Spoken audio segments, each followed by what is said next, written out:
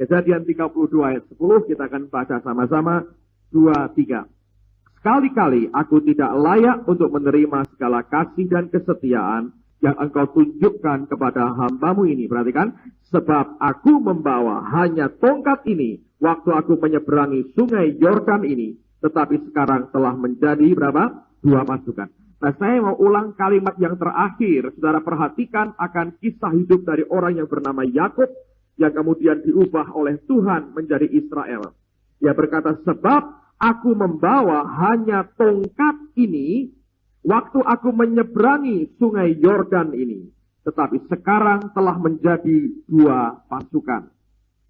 Saya ingin tunjukkan ada 3 kata kunci di sini yang membuat Yakub ini menikmati akan tuaian dan berkat Allah yang luar biasa. Dan dalam beberapa minggu ini kami akan menyiapkan hati saudara untuk sungguh-sungguh siap ketika Tuhan menyatakan kemuliaannya, Anda akan mengalami pemulihan. Saya bahkan berdoa bahwa sebelum akhir tahun ini, sebelum abad yang mendatang, kita sudah menjadi orang-orang yang makin diberkati. Amen. Karena 3 kata kunci di sini yang kita harus miliki dalam kehidupan kita, kalau kita mau mengikuti akan keberhasilan yang sama yang dimiliki oleh Yakub. Nah, kata kunci yang pertama adalah kata tongkat. Yakub berkata, sebab aku membawa hanya tongkat ini. Dia tidak membawa yang lain, dia membawa hanya tongkat. Nah, kalau Anda pernah dengarkan apa yang Bill Wilson sampaikan kepada kita tahun yang lalu, itu merupakan sesuatu yang memberkati sekali. Dan saya mau ceritakan bahwa ini bukan sekedar tongkat untuk membantu orang berjalan. Sebab Yakub masih muda sekali pada waktu itu. Daud ketika menghadapi Goliat, dia juga membawa tongkat. Pasti bukan alat untuk dia membantu berjalan. Karena Daud Alkitab tidak berkata dia seorang yang pincang atau lumpuh. Dia orang yang sehat sekali. Nah, apa pengertian tongkat? Nah, ada tradisi yang tidak ditulis dalam Alkitab, tapi menjelaskan banyak hal kepada kita. Pada waktu itu kalau seorang ayah akan memberkati anaknya, maka berkat yang disampaikan bukan hanya berupa penumpangan tangan, kemudian diucapkan berkat. Tapi di samping dia diberkati, ditumpangi tangan dan kemudian diucapkan berkat, si ayah ini sudah menyiapkan sepotong tongkat atau sebuah tongkat untuk dia berikan kepada anaknya. Dan itu dipilih dari kayu pilihan yang cukup keras dan direndam dalam ramuan-ramuan tertentu yang membuat kayu itu akan makin kuat dan makin keras. Kemudian ketika si anak maju ke depan dan berlutut, lalu kemudian orang tuanya mulai menumpangkan tangan dan mengucapkan berkat. Begitu berkat diucapkan, maka tongkat itu diserahkan kepada anak yang sudah menerima akan berkat itu. Nah, untuk apa anak ini diberi tongkat? Apakah itu untuk main kungfu, Shaolin? Bukan, saudara. Bukan untuk main toya, bukan untuk menghajar lawan. Tapi tongkat yang diberikan itu spesial sekali. Karena tongkat itu berlaku seperti buku harian, di mana setiap si pembawa tongkat ini mengalami pengalaman dengan Tuhan. Dia mengalami keajaiban Tuhan. Dia mengalami Tuhan dalam hidupnya. Apa yang dia buat? Dia mulai mengukir akan tongkat itu dari bawah naik sampai ke atas. Semakin banyak pengalamannya dengan Tuhan, semakin penuh tongkat itu. Dan biasanya menjelang masa tuanya, maka pada kepala tongkat itu pun sudah dipenuhi dengan berbagai macam ukiran yang menunjuk, menceritakan apa yang dialaminya bersama dengan Tuhan. Yakub ketika dia tinggalkan orang tuanya, dia lari dari kakaknya, dia pergi ke tempat Laban. Alkitab mengatakan dia membuat pengakuan. Aku hanya membawa tongkat ini. Aku tidak membawa yang lain. Tapi tongkat yang hanya sederhana itu merupakan simbol bahwa dia berkata, aku berjalan dengan Tuhan. Aku mengalami Tuhan dalam hidupku. Aku memiliki pengalaman yang nyata dengan Allahku. Dia menyertai aku. Aku berjalan bersama dengan Tuhan. Dia tidak punya apa-apa. Tidak ada modal kerja. Tidak ada dukungan siapapun. Dia seorang diri. Hanya tongkat simbol perjalanannya dengan Tuhan. Itu yang selalu dibawa. Dan ternyata itu modal yang jauh lebih besar dari uang sebesar apapun. Dalam kehidupan kita, jangan khawatir kalau engkau harus memulai dengan sesuatu yang sederhana, yang kecil, yang sepertinya tidak ada artinya. Kalau engkau punya tongkat dalam hidup rohanimu, engkau berkata, aku mengalami Tuhan, aku berjalan dengan Allah, Aku menikmati bagaimana Tuhan membimbing aku langkah demi langkah. Itu sudah jauh lebih cukup dibandingkan daripada sekedar uang dan harta yang lain. Sebab kalau orang berjalan dengan Tuhan, Allah bisa membawa engkau ke tempat yang tidak engkau duga sebelumnya, saudara. Dan Yakub ini membawa tongkat ini sampai hari matinya. Coba buka Ibrani pasal 11, sebelum nanti kita kembali kepada Kejadian 32. Ibrani pasal yang ke-11. Perhatikan pada ayat yang ke-21 dari Ibrani pasal 11. Ibrani 11 ayat 21. Alkitab berkata, karena iman, maka Yakub ketika hampir waktunya akan mati, memberkati kedua anak Yusuf, lalu menyembah sambil bersandar pada kepala tongkatnya. Nah, tidak kebetulan Alkitab berkata dia bersandar pada kepala tongkatnya, pada di kepala itulah sudah penuh terisi dengan ukiran perjalanannya dengan Tuhan. Dia bersandar, dia menyembah Allah, dia berkata, Tuhan yang aku kenal. Lihat tongkat ini membuktikan aku kenal engkau. Sekian puluh tahun aku jalan dengan engkau. Menjelang saat matinya, dia bersandar pada kepala tongkatnya. Dia berkata, aku kenal siapa Allahku. Dia sembah Tuhannya. Kalau Anda baca dalam kitab Kejadian, matinya luar biasa. Dia angkat kakinya, langsung dia berbaring, dan dia mati. Dia tahu saat kapan Tuhan jemput dia. Dia angkat kakinya, dia berbaring, dan dia mati. Berjalan dengan Tuhan akan membuat Anda jadi pribadi yang berbeda. Banyak orang ikut Kristus katanya, beragama Kristen, tapi tidak pernah jalan dengan Tuhan dalam hidup pribadinya. Engkau boleh punya banyak, tapi kalau engkau tidak punya Tuhan jalan dengan saudara, hidupmu tidak ada bedanya dengan yang lain. Yang membuat kita berbeda adalah waktu kita berjalan dengan Tuhan. Ya, saudara. Saya punya pengalaman konyol beberapa hari yang lalu. Dari pagi saya ceritakan, dan ini akan jadi kesaksian menarik seumur hidup saya. Saya diundang di Jawa Barat, di sebuah kota. Ada seorang hamba Tuhan senior yang berulang tahun, pada usia 60 tahun. Dan dia undang saya untuk menyampaikan firman Tuhan. Dan saya tiba di sana kira-kira jam 3:30-4 sore, cukup jauh dari Jakarta, kira-kira 5-6 jam. Lalu kemudian saya masuk ke hotel. Selesai persiapan semua, kami diantar ke ruang kebaktian. Gereja tidak sebesar ini, kira-kira mungkin separuh dari yang kita ada. Lalu kemudian di depan sebelah kiri saya, itu kira-kira puluhan pendeta diundang hadir pada waktu itu. Satu di antaranya, seorang pendeta yang sudah ada umur, dan usianya hampir 60 tahun. Dari raut mukanya saya lihat secara manusia itu sudah cukup matang. Dan dia pakai jas warna kuning, gading. Bagus sekali, saudara. Tapi tidak pakai dasi begini, dia pakai seperti kerah putih di sini. Karena Anda tahu pernah lihat pendeta-pendeta tertentu itu pakai apa ya namanya? Saya nggak tahu yang gitu-gitu, saudara. Namanya apa sih itu? Ya situlah pokoknya Anda tahu ya. Anda lihat kayak pastor, kayak apa itu kan ada seperti tanda putih di sininya gitu ya. Dan dia pakai pakaian itu. Nampak berwibawa sekali. Dan duduk paling depan. Nah, saya mau beritahu saudara, khotbah di depan Anda jauh lebih enak daripada depan para pendeta. Karena kalau mereka nggak suka, mereka nggak suka. Mereka ngantuk, mereka tidur aja. Tidur di depan mereka. Nah, saya sampaikan firman Tuhan. Pendeta ini nyarap. Wah, saya pikir ini dia. Amin. Saya diantaranya khotbah soal tongkat. Begitu selesai, kami diundang makan malam di bawah dengan para hamba Tuhan yang lain. Jadi ketika saya sedang makan, dia datang ke saya. Dan dia berkata, wah saya pikir ini dia. Datang, dia mau tanya, dia mau komplain, dia mau apa. Saya pikir begitu. Tapi rupanya tidak. Datang kepada saya, dia berkata, Pak, saya diberkati sekali. Oh puji Tuhan, lega saya saudaraku. Lalu dia berkata begini, Bapak nginep di mana? Oh saya di hotel ini. Wah kebetulan sama Pak. Bisa nggak nanti saya bicara dengan Bapak, minta waktu, saya perlu sharing-sharing dengan Bapak. Boleh? Saya berkata. Bahkan setelah makan malam, dia ikut mobil yang saya pakai, kemudian sama-sama kembali ke hotel. Saya masuk ke kamar, saya ganti pakaian, saya keluar, dia sudah nunggu di ruang tamu di hotel yang ada. Jadi saya temui dia di ruang tamu, ada meja makan begitu yang kita bisa pakai untuk ngobrol. Teman saya yang orang Jakarta sudah tidur, masuk ke kamar, kami berdua bicara. Dan kemudian dia berkata begini, Pak, saya tahu saya secara umur jauh lebih tua dari Bapak. Dan Bapak pasti jauh lebih muda dari saya.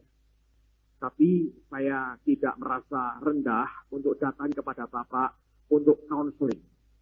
Sebab saya melihat Bapak ini beda sekali. Saya kaget. Tapi saya pikir boleh kan kita beda, saudara ya? Boleh kan? Boleh kan? Tidak harus sama dengan yang lain. Yang ombyoan jangan ditiru, saudara. Mari berbeda sedikit. Lalu dia berkata, Bapak ini beda sekali. Oh ya, saya berkata. Apanya? Ya banyak, saya nggak tahu apa. Tapi saya belum pernah ketemu Bapak, belum pernah kenal. Tapi waktu saya tadi mendengar firman Bapak sampaikan, saya bisa ngerti Bapak ini beda sekali. Lalu kemudian dia ceritakan hidupnya. Wah, ngeri sekali. Dia ceritakan semua, dia buka di depan saya. Kira-kira setengah jam saya tidak bisa ngomong apa-apa, saya diam, dengerin dia bicara sambil dalam hati saya bilang, Tuhan, kok ada ya hamba-Mu mengalami kayak begini. Luar biasa, ya namanya hidup jungkir balik ini kayak Bapak ini. Sudah, kemudian dia berkata begini, saya mohon Pak, jadikan saya murid Bapak, katanya. Oh. Saya berkata, maaf, saya tidak pernah terima murid. Kalau mau jadi murid saya, daftar nih di School of X di Ungaran. Lalu dia berkata, tapi Pak, saya perlu diterima sebagai murid. Saya bilang, saya nggak mau terima murid. Sudah terlalu banyak murid yang memusingkan, saya berkata. Bapak langsung dengan Roh Kudus, saya berkata begitu. Oh enggak Pak, tapi saya mau ini jadi murid. Saudara, Pastor Robert datang. Ada satu anak muda, malam yang terakhir, ngomongnya sama, datang ke saya, bilang begini, Pak, bisa nggak saya ditemuin dengan pendeta Robert? Apa ini? Ya saya ingin bertemu Pak. Waduh, saya bilang mungkin nggak bisa. Memang sudah akhirnya sudah balik kota langsung karena bahasa kuyup. Dan saya bilang nggak mungkin. Saya sudah lelah sekali besok harus pulang, harus khotbah di Singapura. Dan saya belum buat appointment apapun ketemu dengan siapapun. Dan saya nggak berani sembarangan masukin orang begitu. Saya bilang, apa keperluanmu? Dan dia berkata, saya mau jadi muridnya Robert Jarry. Oh bisa. Sekolah Alkitab kan di Amerika jadi muridnya. Bukan Pak. Seperti Yesus dan murid-muridnya dibawa-bawa kemana pergi. Oh enak-enakan ini orang ini. Jadi mau ikut keliling-keliling. Orang bayar gitu loh saudara, keliling-keliling. Untung bukan jemaat. Jadi ada yang begitu saudara. Jadi saya bilang, enggak. Terus dia turunkan harganya sedikit permintaannya. Pak kalau begitu transferkan ke saya. Alirkan yang Bapak punya ke saya. Nggak bisa saya bilang. Ini bukan uang transfer sana, transfer sini. Bukan duit, saya berkata. Bapak mesti izinkan Tuhan bangun manusia batinmu. Dia bingung dengan perkataan itu. Terus saya cerita beberapa hal, saya bersaksi Tuhan berkata, ya potong maaf Pak. Tuhan berkata itu kedengarannya seperti apa? Jawab. Pendeta, nggak ngerti Tuhan berkata. Saya berkata, saya mesti mulai dari mana? Ini di sekolah X mungkin tidak saya terima. Saudara. Begini susah sekali. Saya nggak tahu mulai dari mana. Saya coba jelaskan lagi. Terus dia bilang, ya Pak, tapi transferkan. Saya bilang, nggak bisa. Itu bukan milik saya. Ini milik Tuhan. Saya nggak bisa berikan kepada sembarang orang begitu. Ini bukan barang murahan. Bapak mesti bayar harganya. Nah itu berapa Pak harganya? Mikirnya susah sekali, saudara. Saya nggak bisa ngerti. Susahnya luar biasa. Ini fakta loh, saudara. Kalau Anda ketemu banyak hamba Tuhan, seperti ini seringkali. Terus akhirnya dia bilang, saya sudah nggak mau. Dia berkata, oke Pak, kalau gitu doakan saya. Baik, ayo sembahyang. Saya berkata, tutup mata, sembahyang. Nah dia mulai sembahyang, saya tutup mata, saya sembahyang, saya mulai ngomong. Saya nggak lihat saudara. Dia lompat mendadak, dia berlutut di kaki saya. Dia pegang kaki dan tangan saya. Bapak harus terima saya sebagai murid. Saya nggak cerita silat saudara. Kalau datang ke suhunya berkata, suhu, sebelum aku diterima dari murid tidak akan bangun. Ya kan, saudara melihat tolyong itu. Aku bilang, kira genah ini. Kita lebih silat lagi. Nyembah, saudara. Nyembah. Bapak itu gimana sih? Nyembah Yesus, nyembah aku ini. Waduh. Tapi saudara, kalau Anda lihat, itu bukan serius. Serius. Saya ingin tertawa, ingin marah, ingin jengkel, campur saudara. Saking campur gak bisa keluar satupun. Tapi sisi lain saya melihat, dia melakukan itu bukan untuk ditertawakan, saudara. Walaupun saya ingin mentertawakan dia. Tapi ada sesuatu yang desperate sekali di dalam. Ada seperti gejolak dalam yang berkata, aku kok begini ya? Aku mau keluar dari semuanya. Dan waktu dia ngerti soal pengalaman dengan Tuhan, dia berkata, aku juga pengen yang seperti itu. Dan dia ngomong apa? Pak, boleh nggak? Saya beli tongkat kayu, saya buat, saya ukir kayak begitu. Saya bilang, buat apa? Itu kalau saya ngalami Tuhan, saya ukir, Pak, ambil buku sama ballpoint, tulis di kertas lebih gampang. Ngukir kayu keras itu orang Jepara yang bisa.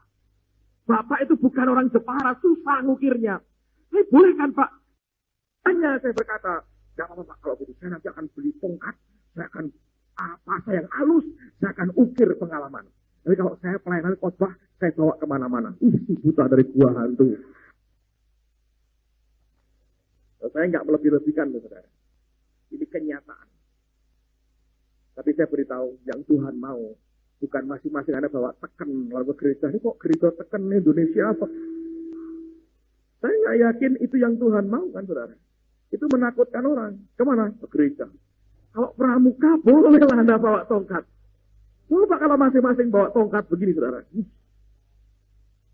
Saya nggak bisa bayangin. Tapi yang terjadi, bahwa sebetulnya kerinduan hati anak Tuhan, ceritanya berkata, kami ingin jalan dengan Tuhan.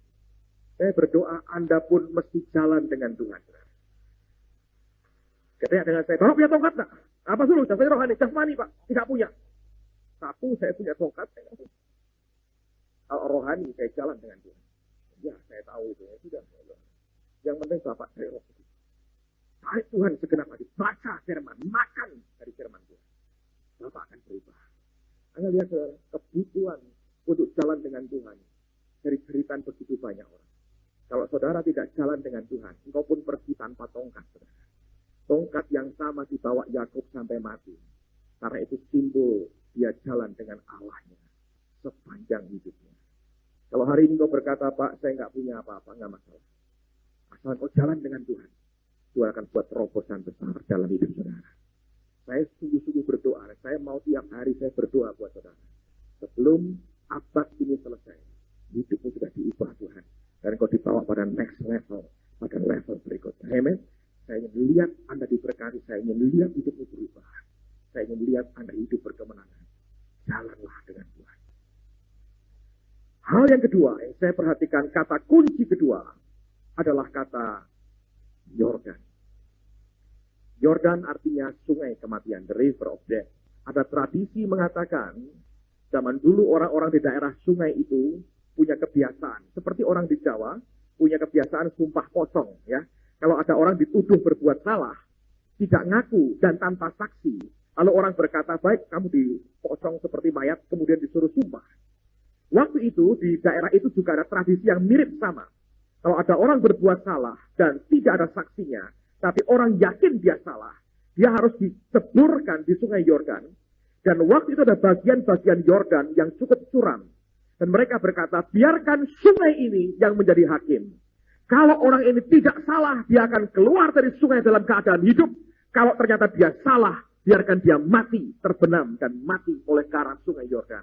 Sejak itu, orang menamakan Yordan sebagai sungai kematian.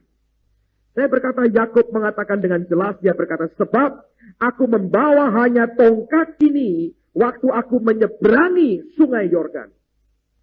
Saya pernah sampaikan beberapa minggu yang lalu, semua orang yang melewati Yordan dan berani melewati Yordan adalah orang yang akan menikmati promosi dari Allah.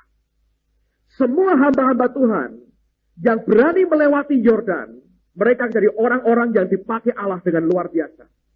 Sebelum Yeriko diruntuhkan, Yosua dan pasukannya harus membelah dulu akan sungai Yordan. Mereka mesti lewati Yordan dan Yeriko di tangan mereka. Lihat akan Elisa. Sebelum Elia terangkat naik ke surga, Yordan mesti dilewati. Sebelum Elisa memulai pelayanannya, sekalipun jubah Elia ada padanya, Yordan harus dilewati. Semua mereka mesti melewati akan sungai kematian ini. Lihat orang bernama Naaman, jenderal Aram yang terkenal. Dia jadi begitu rupa mengalami pemulihan. Oleh karena dia mesti juga melewati akan Yordan. Lihat Yohanes Pembaptis, Yordan dilewati. Lihat Yesus, Yordan dilewati. Semuanya melewati Yordan, termasuk yang namanya Yakub. Dia lewati Yordan. Dan waktu dia balik, dia lewati lagi. Dia bergumul dengan Allah. Dan Yakub diubah menjadi apa? Israel. Jangan takut menghadapi akan tantangan, saudara. Kalau engkau membawa tongkat Allah dalam hidupmu, engkau berjalan dengan Tuhan, pasti Allah akan menuntun engkau sampai ke Yordan. Waktu menghadapi Yordan, sepertinya kesulitan yang membuat kita akan mati. Saya berkata, lewati itu. Jangan muter balik. Kalau engkau muter balik, kemuliaan di depan tidak bisa engkau dapatkan. Banyak orang Kristen tidak cukup ulet, tidak cukup punya keberanian, tidak cukup punya nyali untuk melewati kesulitan. Banyak di antara kita yang mencoba menghindari kesulitan. Saya berkata salah besar. Karena kalau engkau berjalan dengan Tuhan, Allah mengizinkan engkau melewati lembah bayang-bayang maut, kata Daud. Dan dia berkata, tongkatmu dan gadamu yang menyertai aku. Dilewati mesti bagian itu, saudara. Jangan pernah jadi orang yang suka memanjakan diri. Dan berkata, well, yang gampang aja aku ambillah. Yang susah aku tidak mau. Kalau itu sikap hati kita, sampai kapanpun yang Allah sediakan tidak pernah engkau dapatkan dalam hidupmu. Waktu Pastor Robert datang, ada teman yang hari pertama datang, saudara. Dia naik motor.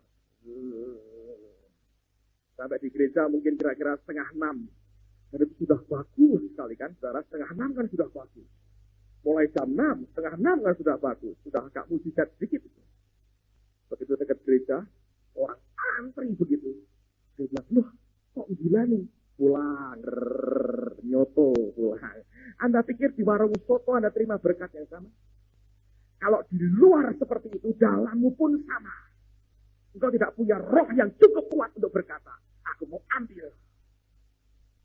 Bagaimana kita menghadapi Yordan? Kalau kerumunan massa membuat kita pulang. Lihat cerita di Alkitab ketika Yesus khotbah di Kapernaum. Orang begitu banyak penuh berjubel di rumahnya. Ada orang yang menggotong temannya yang lumpuh dan sakit. Alkitab berkata mereka tidak bisa masuk karena orang banyak. Tidak bisa masuk. Nah, keputusan harus diambil. Mereka naik ke atas, bongkar atap, turunkan yang sakit, atau muter, nyoto dulu, pulang. Yang mana, saudara? Kalau saudara berani lewati Yordan dalam hidup, sekalipun kau mesti menyeret cincin tubuhmu untuk berkata, aku mau yang dari Tuhan. Lewati kesulitan, apapun bentuknya. Jangan cengeng jadi orang Kristen. Lewati semua dengan Tuhan. Kalau tongkat di tanganmu kau berkata, aku jalan dengan Tuhan. Aku lewati semuanya. Kau terima mujizat besar. Hari ini, dari pagi ya, baru dimakamkan teman kami, lulusan School of Acts gelombang pertama, yang hari Rabu yang lalu dibawa pulang ke rumah Bapa oleh Tuhan. Saya mau ceritakan sedikit yang saya tahu tentang saudara ini, walaupun saya tidak bisa ceritakan detailnya. Kami kenal ketika dia pertama kali bergabung ke sekolah bersama-sama dengan 130-an siswa yang lain. Minggu-minggu pertama tidak terlalu ketahuan apa yang terjadi, tapi akhirnya kami mengerti bahwa dia punya gangguan pada pernafasan. Sehingga seringkali kalau jam 2, jam 12 dia keluar. Dia keluar di luar begitu cari udara segar. Sekamar isinya 4 orang, terlalu pengap buat dia. Dan kami tidak tahu dia punya problem itu. Di samping rupanya penyakitnya banyak. Lalu kemudian dia keluar. Dia cari udara segar. Dapat udara segar, dapat angin malam, masuk angin. Jadi dia datang ke saya di kantor, dia temui saya secara pribadi. Dan dia berkata, Pak, saya diberkati sekali. Dan kemudian itulah pertama kali dia ceritakan dia bongkar hidupnya di depan saya. Saya menggelengkan kepala, saya berkata, saya ketemu lagi orang yang penderitaannya luar biasa. Saya nggak bisa ceritakan kepada Anda, dia ceritakan semua yang dia alami. Dan dia berkata, wah, semua sudah kacau balau berantakan, Pak. Saya nggak tahu apakah ada pemulihan untuk saya di waktu mendatang. Tapi firman yang saya dengar hari ini, dalam minggu ini betul-betul membongkar hati saya. Dan itu pertama kali dalam kehidupan saya berkata, puji Tuhan Pak, saya mau mengalami pemulihan dari Tuhan. Dia tanya apa yang perlu saya lakukan. Saya berikan beberapa masukan, saya jelaskan. Kemudian saya doakan dia. Dan dia senang sekali. Pokoknya katakan lagi, aduh Pak, saya ini pupuk bawang di sini. Tahu pupuk bawang saya? Saya nggak ngerti apa-apa Pak. Karena ada belasan pendeta dari murid yang lain sudah hebat. Saya nggak ngerti apa-apa, minder Pak rasanya. Tapi saya tetap mau sekolah. Saya berkata sekolah aja. Bapak diberkati nggak? Aduh diberkati. Saya nggak bisa omong dengan berkat yang saya terima, hidup saya dirubah sekali. Hati saya dibaharui. Kepahitan saya dibongkar. Dimaniskan lagi oleh Tuhan. Saya bilang puji Tuhan. Tapi sakitnya itu tambah lama tambah parah. Beberapa kali anfal.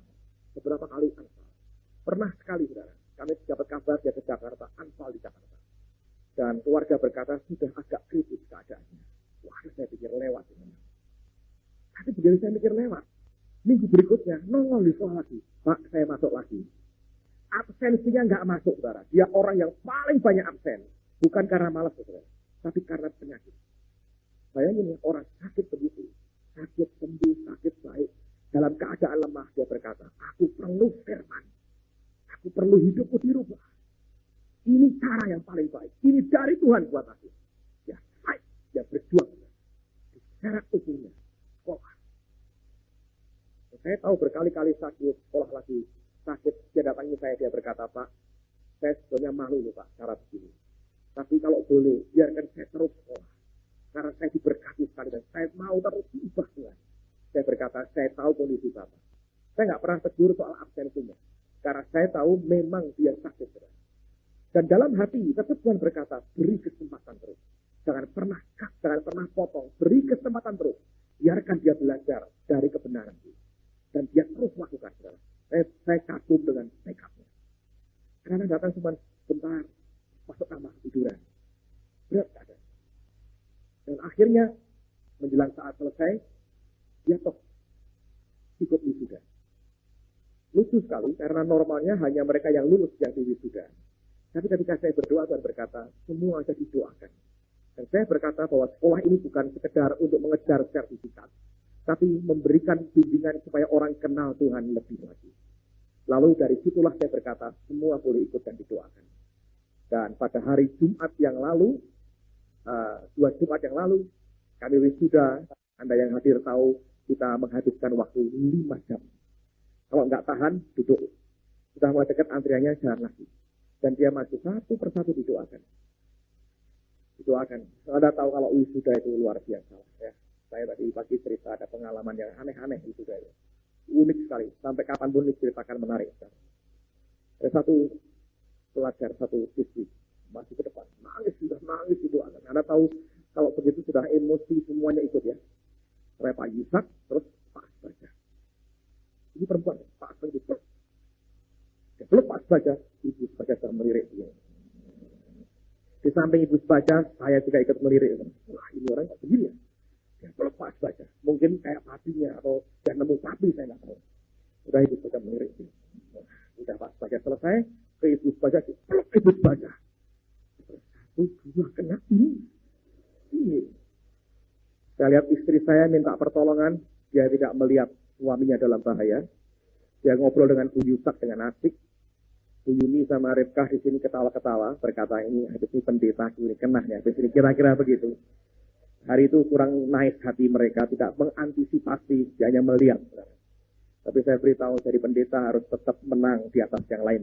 Anda harus jadi orang pintar kalau menjadi pendeta. Kalau terlalu bodoh dari orang mati. Dia datang ke sini, mau dekat ke saya. Hikmat Tuhan turun menurut saya. Saya berkata, angkat tangannya. Angkat tangan Tuhan. Jatuh saudara. Selamat. Kita punya cara yang rohani dan sangat diurapi untuk melepaskan dari yang jahat.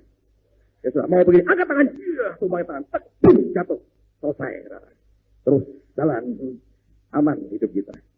Nah, saya tambahin sedikit.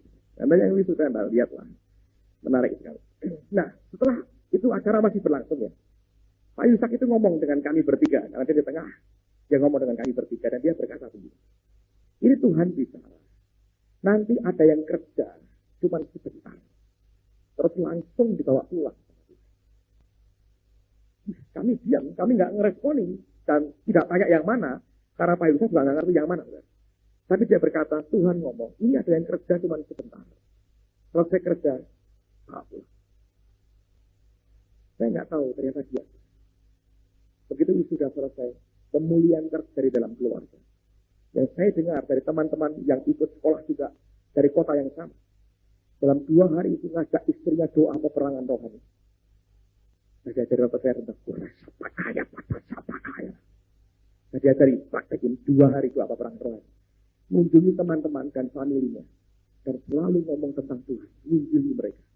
Betul-betul dia kerja 2 hari. Hari ketika Anfal masuk ICU di rumah sakit itu, dokter dan alatnya nggak mencukupi, dipindah ke Semarang. 1 hari, langsung dibawa Tuhan pulang, tanpa penderitaan. Pulang dengan kemenangan yang luar biasa. Kalau orang sakit, begitu, komplikasinya macam-macam. Dia bisa tahan 6 bulan. Lihat bagaimana Allah menghargai dia. Sebelum meninggal pun ada hamba Tuhan diberitahu, aku bawa dia pulang. Bukan cuma disuruh pulang, dibawa pulang. Dan diberitahu pada waktu wisuda. Dan dalam 3 hari kemudian, dan beberapa hari setelah itu, dia sungguh-sungguh pulang. Jumat jadi wisuda, Sabtu, Minggu, Senin, Selasa, Rabu dia pulang. Bekerja 2 hari penuh dia kerja untuk Tuhan. Pemulihan terjadi. Menurut saya itu the best dari hidupnya, yang terbaik dari hidupnya. Dan dia berkata, cukup, ayo pulang, selesai. Biasa. Saya sebagai direkturnya bersyukur, ya kan, luar biasa. 1 masuk, 6 bulan tidak apa-apa. 1 bulan masuk, itu dia. Yang menarik adalah dijanjikan Tuhan, semuanya tidak ada yang dibuang. Sekalipun beberapa dari mereka tidak bisa tuntas menyelesaikan tugasnya. Tuhan berkata pada waktu itu, semuanya akan diterima Tuhan. Semuanya akan diselamatkan dalam anugerah yang luar biasa. Itu anugerah itu. Makanya sekolah luar biasa. Dasarlah kalau Anda mau terima anugerah yang sama. Sekaligus promosi. Aneh. Tapi saya berkata pada saudara, Tuhan lakukan sesuatu yang luar biasa lewat hidup orang. Saya diberkati. Kemarin saya khotbah dalam kebaktian penghiburan. Saya sampaikan kisah ini kepada keluarganya. Saya tahu keluarganya, orang tuanya diberkati sekali. Karena tahu bahwa suaminya, anak mereka, orang tuanya dalam tangan Tuhan yang baik pada hari ini. Akhirnya itu mulia. Anda harus belajar lewat Yordan supaya akhirmu mulia. Saya nggak berkata supaya cepat mati, saudara. Enggak. Tapi setelah kau lewati itu, kemuliaan Tuhan berikan dalam jatah Anda masing-masing. Amen. Yang ketiga, yang terakhir, saya bacakan lagi Kejadian 32 ayat 10. Alkitab berkata, sebab aku membawa hanya tongkat ini waktu aku menyeberangi sungai Yordan ini. Tetapi sekarang telah menjadi 2 pasukan. Dan kata pasukan itu saya tahu bicara tentang kekuatan sebenarnya. Tongkat dan Yordan. Engkau jalan dengan Tuhan. Dan engkau berani melewati Yordan. Akan menghasilkan kekuatan yang luar biasa. Saudara sekalian, orang yang menuai itu perlu orang yang kuat, bukan yang lemah. Coba buka Galatia pasal yang ke-6. Galatia pasal yang ke-6, perhatikan pada ayat yang ke-9. Surat Galatia pasal yang ke-6, lihat pada ayat yang ke-9. Galatia 6, ayat yang ke-9. Kita akan baca sama-sama ya. 2, 3. Janganlah kita semu-semu berbuat baik, karena apabila sudah datang waktunya, kita akan menuai jika kita tidak menjadi apa? Lemah. Berarti orang menuai itu harus apa? Kuat. Karena Tuhan berkata, kamu akan menuai jika tidak menjadi lemah. Nah, ada orang memulai dengan baik, tapi akhirnya dia lemah dan tidak berdaya. Kalau ada seorang petani misalnya, mari kita analogikan secara jasmani ya. Karena seorang petani, Anda menabur akan padi, akan benih padi di sawah. Pada waktu engkau menabur, engkau sehat sekali. Engkau bajak sawahnya, engkau sehat.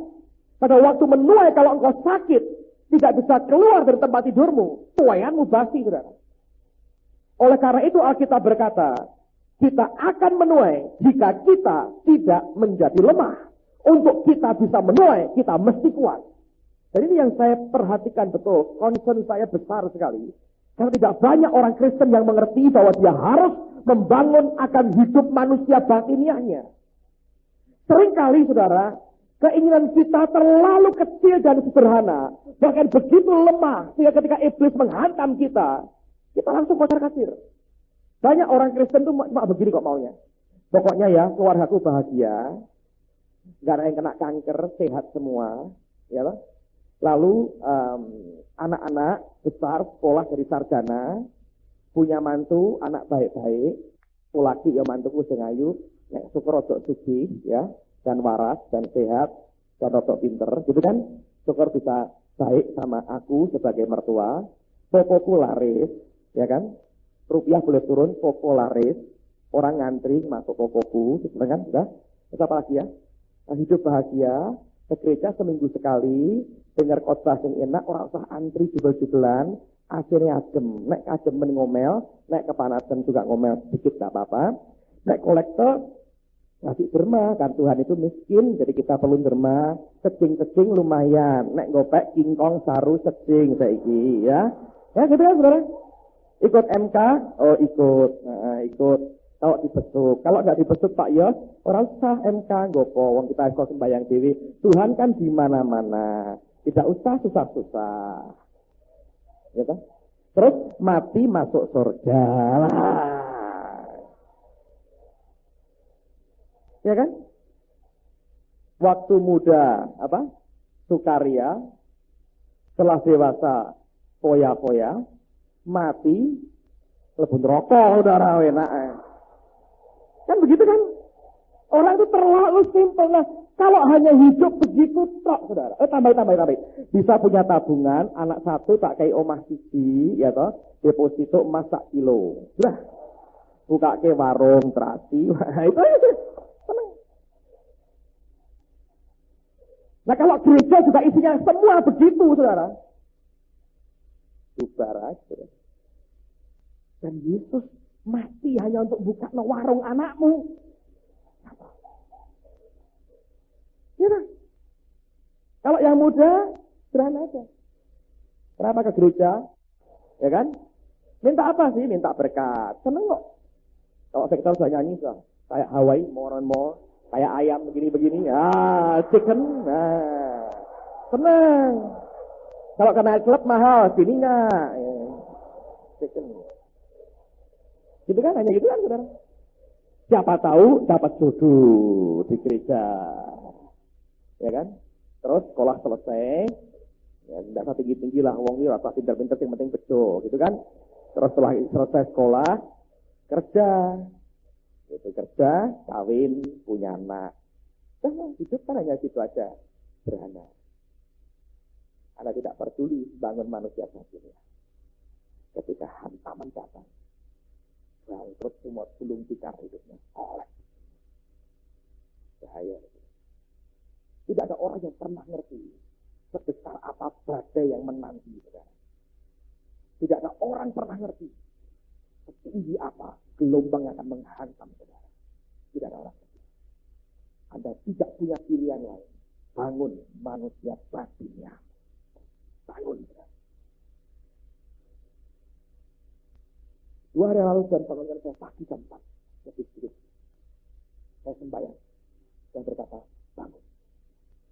Ketika saya berdoa, Roh Kudus berkata, dia ingatkan saya beberapa hal. Lihat, orang-orang yang mengalami mujizat-mujizat bersama dengan aku. Orang-orang yang menikmati hal yang luar biasa. Mereka bukan orang yang gampang nyerah. Tapi mereka yang mau dibangun innerman-nya.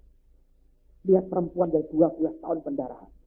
Kalau Tuhan mau kan, Yesus dibelokkan ke rumahnya kan. Sampai tiduran, oh Yesus datang, sembuh, ting, bangun, ya. Sehat, thank you, bye. Gitu kan, saudara. Tapi diizinkan Tuhan dia seret tubuhnya. Merobos kerumunan massa. Hanya untuk jamaah ibadah. Kalau Anda baca Alkitab mengatakan, dia sudah mendengar berita-berita tentang Yesus. Dan berita tentang Tuhan membangun iman dan manusia batinnya. Dibangun. Ketika itu dibutuhkan untuk kesembuhannya, dia punya. Kalau engkau berpikir terlalu rendah, nanti kalau engkau butuh mujizat dalam hidupmu, saudara, engkau nggak terima apa-apa. Orang membangun manusia batiniah, saya beri gambaran, seperti Anda menabung sesuatu. Dan ketika tabungan ini makin banyak, ketika satu kali dibutuhkan satu gebrakan besar, engkau harus beli sesuatu. Engkau buka tabungan, engkau berkata, aku punya itu. Sering kali kita berpikir terlalu naif, terlalu simpel, terlalu rendah sekali. Saya mau beritahu, tidak ada orang yang bisa mengerti segala terpaan badai di depan. Kalau engkau tidak kuat hari ini, ketika engkau tidak menghadapi apa-apa, dan tidak engkau bangun manusia rohmu, ketika itu datang, saudara, hancur semua. Alkitab mengatakan orang bodoh membangun di atas pasir, orang yang pintar berhikmat membangun di atas batu karang. 3 yang datang, hujan, angin, dan apa? Banjir. Hujan menguji atap, menguji otoritas. Angin menguji tembok akan kesatuan kita. Dan banjir menguji fondasi kita. Engkau dan saya, semua kita, orang hidup akan menghadapi 3 ujian itu. Dan engkau tidak pernah ngerti seberapa hebat itu akan datang. Kalau itu begitu hebat, gemuruh datang bersamaan. Pertanyaan saya adalah, apakah engkau punya cukup kekuatan untuk bertahan dan tetap bisa menang? Itu pertanyaan. Banyak orang terlalu berpikir untuk dirinya sendiri. Tapi saya mau beritahu saudara, Tuhan mau kita bangun manusia batinnya kita dengan benar. Amen. Ayat terakhir, 1 Korintus pasal yang ketiga.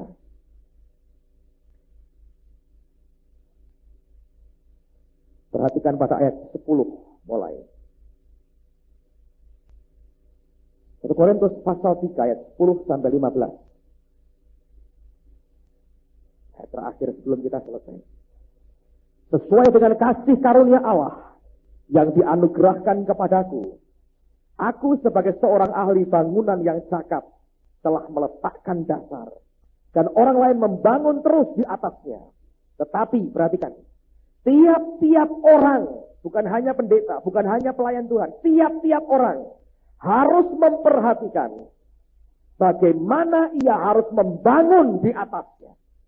Anda sudah kenal Tuhan, Kristus sebagai fondasi kita. Tapi engkau harus memperhatikan bagaimana engkau membangun di atasnya. Sebab engkau tidak pernah tahu sebesar apa badai bisa melanda hidup. Tidak ada orang pernah bermimpi satu kali aku ingin punya penyakit kanker.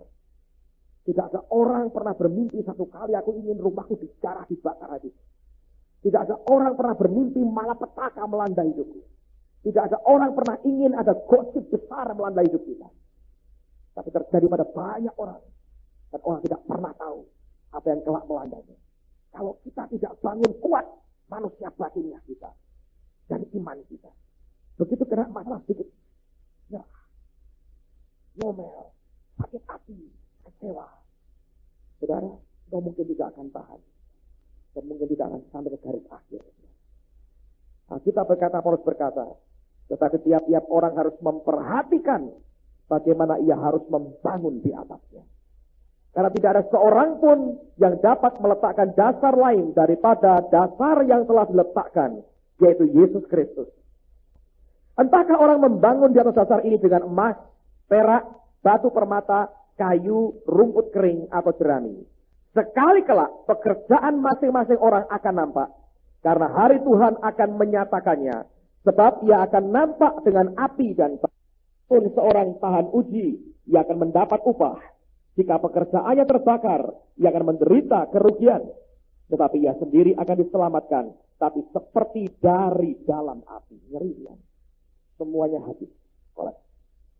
Saya berdoa, itulah orang-orang yang membangun manusia batiniahmu dengan benar. Pasal kita, cari Tuhan segera hati. Jangan gampang patah. Jangan gampang nyerah. Paksa dagingmu. Kalau daging berkata, aku harus sakit hati, paksa supaya mengampuni. Kalau kita berteriak, daging kita, aku mau kecewa, paksa supaya bersyukur. Kalau daging mulai berteriak, aku tidak percaya, katakan, tapi rohku berkata, aku percaya kepada Tuhan. Paksa kita. Matikan, saudara. Akan engkau bangun sesuatu yang kuat dari hidup. Saya ketemu Ben Stewart beberapa waktu yang lalu. 2 minggu yang lalu, 3 minggu lalu. Saya hadir dalam wisuda School of Acts yang di Kuala Lumpur. Dia cerita pengalaman yang menarik sekali. Anda masih ingat sekian bulan lalu ketika dia datang kemari dengan ibunya, Margaret Stewart. Dia bawakan rekaman kebaktian gereja ini. Gereja Jet Foster. Dan itu dia bawa pulang. Lalu satu hari, dia tunjukkan kepada jemaatnya. Ketika mereka lihat ibadah di sini, jadi Anda sudah terkenal sampai di Nepal, ya. Kalau tiba-tiba orang nyalami Anda, oh ini jangan kagetlah karena Anda terkenal di Nepal dengan wajah Anda yang. Nah, Jadi yang Anda buat itu sudah melahirkan ministry kepada bangsa lain. Waktu mereka lihat itu, kesembuhan terjadi. Beberapa orang mengalami kesembuhan. Ada satu orang laki-laki buta, total buta. Dia diajak temannya, acara muter video kok ngajak orang buta, ya lucu saudara. Tapi ngajak orang buta, nah saya belajar. Anda boleh buta di luar, tapi gak buta dalam. Banyak orang buta luar, buta dalam. Lo nonton kebaktian, ya aku buta, aku di rumah. Bahasa kita, aku buta, dia pakai kelemahannya sebagai alasan. Tapi orang ini diajak, yuk nonton kebaktian di Indonesia. Pendeta Pen datang bawa video bagus, kita disuruh datang nonton. Nah si buta ini ikut. Dia mau lihat apa? Oh buta. Ceritanya gimana? Itu dilompat, itu ini. Kan lucu saudara. Tapi dia orang datang. Dan dia lihat, dia dengar suara Anda yang lalu dia lihat. Ini kok kebaktian kok suaranya kayak begitu? Aku pengen lihat. Buta. Aku harus lihat. Aku mesti lihat. Aku mesti lihat. 3 hari kemudian. Tuhan sama matanya melek. Cara-cara begitu. Semua yang rohani membangun manusia batin. Kalau manusia batinnya nggak dibangun, video itu nggak ada akibatnya.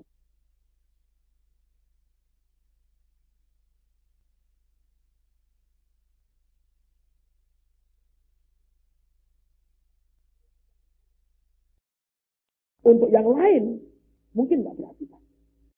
Orang itu, ketika dibangun manusia batinnya, hal yang dari Tuhan dia dengar. Dia berkata, aku mesti lihat. Persis seperti Bartimeus. Dia dengar tentang Tuhan, dia berkata, dia teriak, Yesus, anak Daud, kasihanilah aku. Orang berkata, kamu diam. Makin disuruh dia makin keras, dia teriak. Nah, kalau orang Semarang, kamu diam. Nuhun sewu mas. Orang mau mujizat kalau gitu saudara. Kayak teman saya, loh, penuhi berjubel pulang. Mana? Roh kuat itu mana? Begitu kena baca itu saudara. Ini orang buta. Aku mesti lihat. Ini apa kayak begini? Kebaktian apa kayak begini? Hanya untuk melihat wajahmu ini, saudara.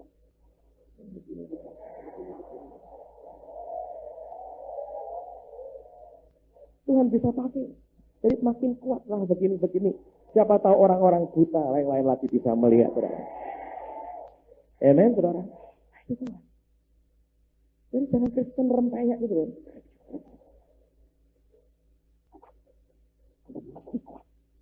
Bangun manusia batinnya. Karena tidak punya pilihan. Itu hari. Saya berdoa supaya mulai hari ini kita diberi kehausan kelaparan akan Tuhan lebih lagi. Amen. Mari berdiri sama-sama lagi. Lagu ini mengajarkan hal yang bagus. Yang lemah berkata, aku kuat. Ini luar biasa. Bukan yang lemah berkata, tolongnya aku. Yang lemah terus berkata, aku kuat. Kita tidak diajar untuk menyangkal realita. Kita diajar untuk mengubah realita. Secara fisik mungkin Anda berkata, Pak, saya lemah. Tapi kalau engkau bangun manusia rohmu, di dalammu ini engkau kuat. Dan yang kuat di dalam ini berkata, aku kuat. Waktu itu engkau ucapkan, meledak iman dalam hidupmu. Dan engkau mengubah kenyataan hidupmu. Yang miskin, Tuhan berkata, katakan, aku kaya. Nah, ini bukan sombong-sombongan umum-umuman. Aku sedih. Bukan. Tidak berkata, oh, saya hidup di luar realita. Kita tidak dipanggil hidup di luar realita. Kita dipanggil mengubah realita kehidupan. Kalau engkau bangun manusia batiniamu, engkau akan berkata, aku tahu, aku kuat. Aku tahu, aku kaya. Ketika iman itu meledak, engkau mengubah realita hidupmu.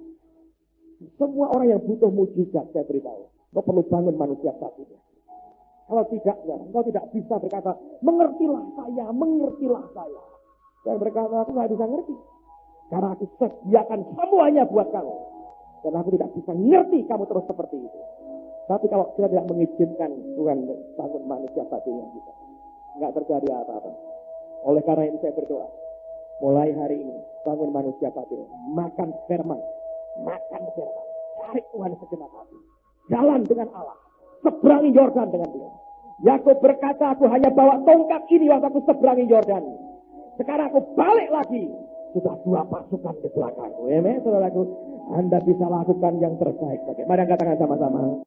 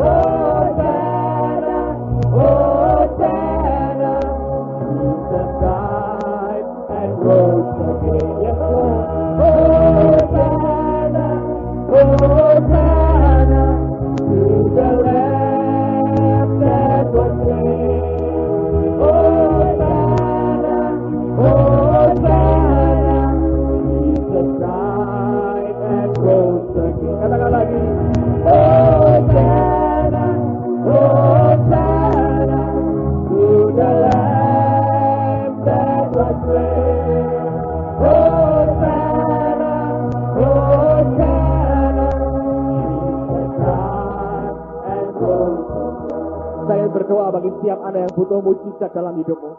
Tapi kau berkata, Pak, saya mau bangun manusia batinnya. Aku tahu aku perlu mujizat Tuhan. Tapi hari ini aku mau cari dulu kerajaan Allah. Aku mau bangun manusia batinnya aku.